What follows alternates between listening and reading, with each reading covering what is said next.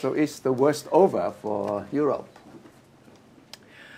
That's a difficult question because it would require being able to read into the future.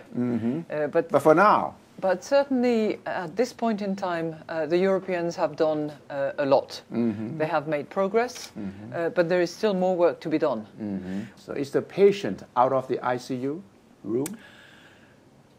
It's under and will continue to be, in my view, under very, very attentive care.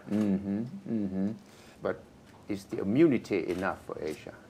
There is no immunity. No? There is no immunity because all countries are connected. And whether it's through trade, exports, import, whether it's through financial links with international banks that are, set up in multiple places and capital flows that move in and out of countries, whether it's through remittances from, countries of employment and low-income countries. All of those are links that bring and keep the economies together. So there is no absolute immunity.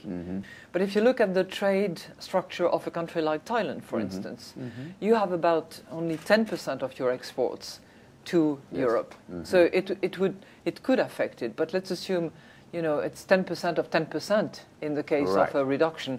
It's not an enormous blow. Thailand's economy. I think IMF has also studied Thailand's current economy quite closely. Right. How do you see it? Well, we see a very positive outlook for the country. It's an economy that reacts very quickly, very, very strongly as well. It went down at the time of the terrible flood that was suffered last year in 2011, and it has bounced back very quickly. I call it a V shape. It went down. It went from 8% in 2010 down to almost zero in 2011 because of all the disruption, and then it's back anywhere between 5.5% and 6%. So it's a vroom, hop again, and the strategy of your Prime Minister and the government to make sure that growth is as inclusive as possible in order to reach out to the entire population of Thailand is very laudable.